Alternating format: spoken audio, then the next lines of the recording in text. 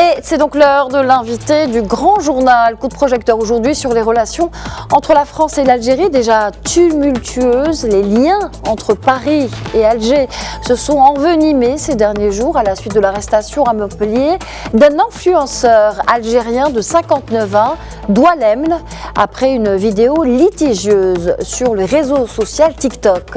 Mis dans l'avion pour l'Algérie, il a été renvoyé vers l'Hexagone le soir même. Sa rétention a donc été prolongée de 26 jours dimanche par un juge français. Pour parler de cette relation et de cette situation entre Paris et Rabat, nous sommes en direct de Paris justement avec Mustapha Tossa, analyste politique et éditorialiste. Bonjour à vous et bienvenue. Bonjour Nadia. Alors, dans le contexte d'aggravation des tensions entre Paris et Alger, le chef de la diplomatie française donc a déclaré que le président Emmanuel Macron pourrait potentiellement prendre des mesures inédites. Quelles pourraient être ces mesures, selon vous ? Oui, c'est vrai, Nadia, que la crise entre la France et l'Algérie est tellement profonde, tellement grave, qu'on en est à Paris à examiner les mesures de riposte et de sanctions contre le régime algérien. Alors évidemment, il y a plusieurs mesures qui ont été citées par les spécialistes de ces questions. Une des premières mesures et des plus symboliques est la suppression de l'accord de 1968 qui donne à l'immigration algérienne des privilèges par rapport aux autres nationalités et qui participe du point de vue des Français à aggraver le phénomène migratoire en France. Et donc, le fait de supprimer ou d'annuler cet accord pourrait être pris comme une mesure de sanction à l'égard du régime algérien. Mais la France ne pourra pas s'arrêter là parce qu'il y a l'histoire des visas. Et les visas, ce n'est pas uniquement les visas de Monsieur Tout-le-Monde. C'est d'ailleurs ce qu'a proposé hier le nouveau ministre de la Justice, Gérald Darmanin, à savoir revoir l'accord de 2013 qui octroie la possibilité pour les passeports diplomatiques de rentrer en France sans de recourir au visa, ce qui veut dire que si la France prend cette mesure, elle pourrait attaquer de front l'élite politico-militaire qui circule beaucoup entre Alger et Paris, et ça pourrait être une grande mesure de sanction à l'égard du régime algérien.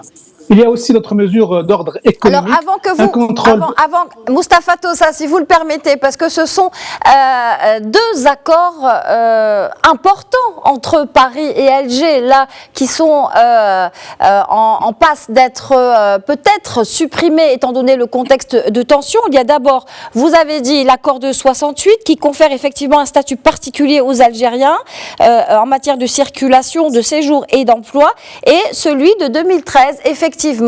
Est-ce que ces deux accords, selon vous, qui sont quand même des accords structurants et historiques entre Paris et Alger, pourraient vraiment être supprimés aujourd'hui dans ce contexte ?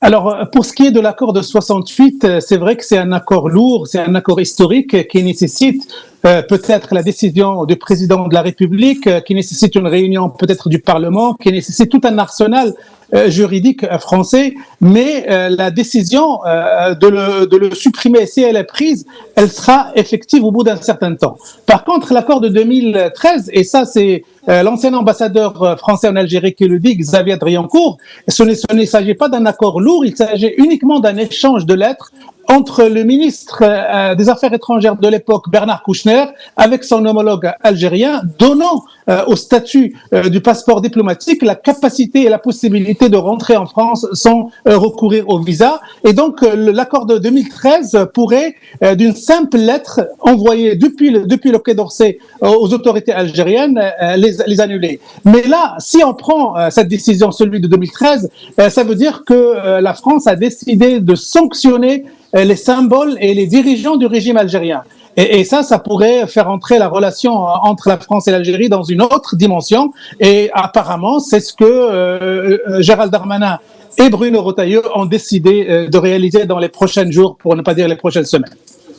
Oui, tout à fait. Vous venez de l'évoquer, Bruno Retailleau, ministre de l'Intérieur, ministre français de l'Intérieur, a estimé de son côté que l'Algérie cherché à humilier la France. C'était au lendemain donc du renvoi en France de l'influenceur algérien qui avait été expulsé vers l'Algérie après une vidéo appelant à la violence. Quelle lecture faites-vous aussi de cette déclaration du ministre français de l'Intérieur ? Oui, c'est vrai Nadia, j'ai suivi un petit peu la couverture des médias algériens de cette crise et notamment du positionnement de Bruno Retailleau, et le régime algérien semble ne pas comprendre pourquoi le ministre français a eu recours à cette terminologie très lourde, à cette sémantique très lourde d'humiliation. En fait, entre l'Algérie et la France, il y a un passif de ce qu'on appelle les OQTF, les obligations de quitter le territoire. Pour les réaliser, il faut avoir des laissez-passer. Et le régime algérien distribue au compte-gouttes ces laissez-passer. Alors, pour une fois que Bruno Retailleau, le ministre de l'Intérieur, avait en main un dossier avec quelqu'un qui est poursuivi pour incitation à la haine, pour incitation à la violence et au terrorisme, et qui dispose d'un passeport biométrique valide, la décision a été prise de l'expulser en respectant toutes les conventions internationales.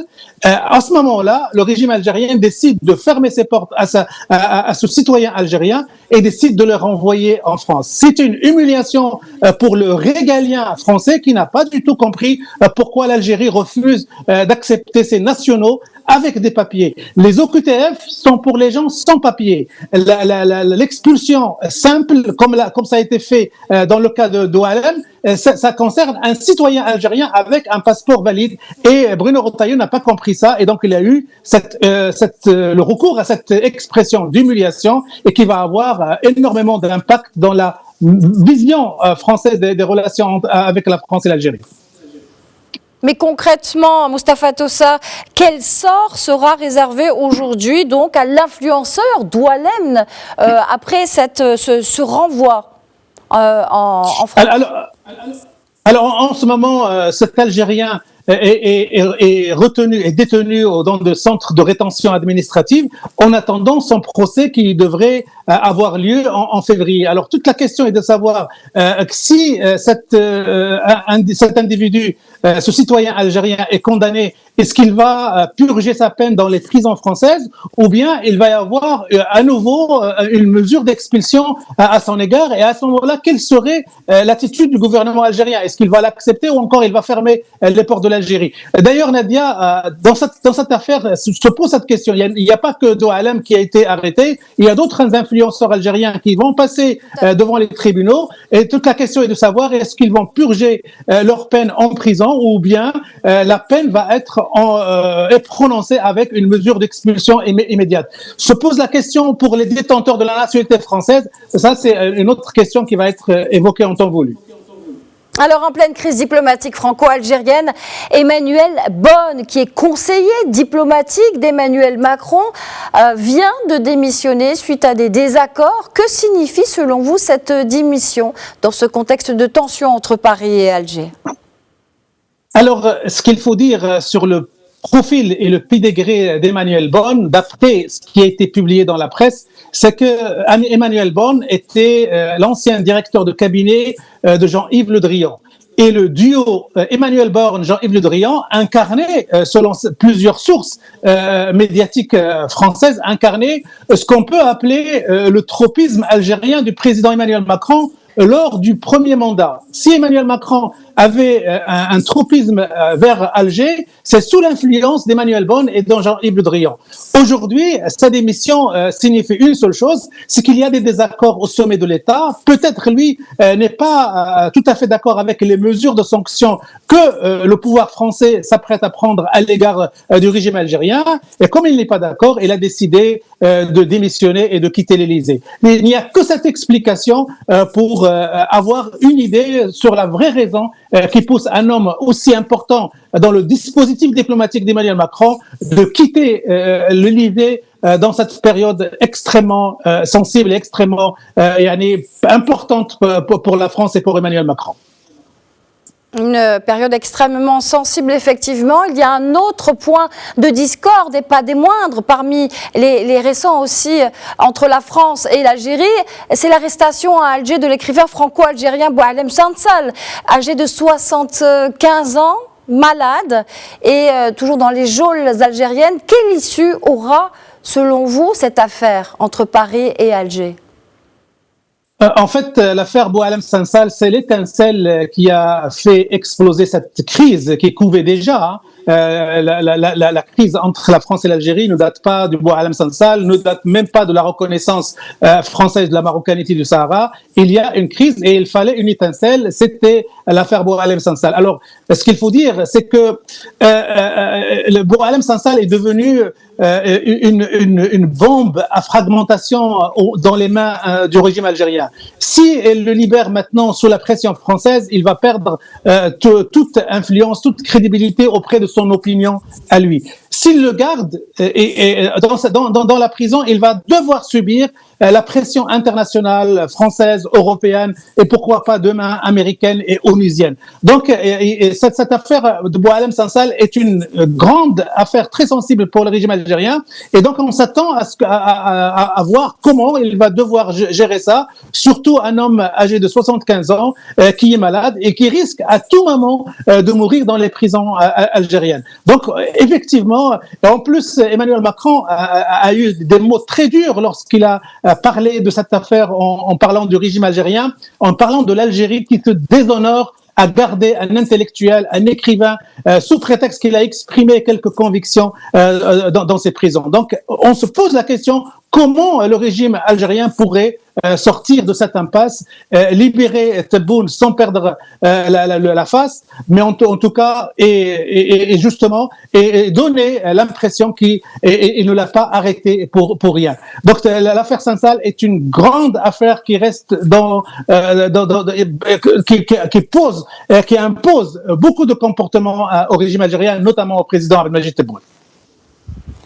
Moustapha Tossa, merci d'avoir répondu à nos questions et d'avoir été l'invité du Grand Journal. Je rappelle que vous êtes avec nous en direct depuis Paris et que vous êtes journaliste, analyste politique et éditorialiste. Merci à vous. Merci.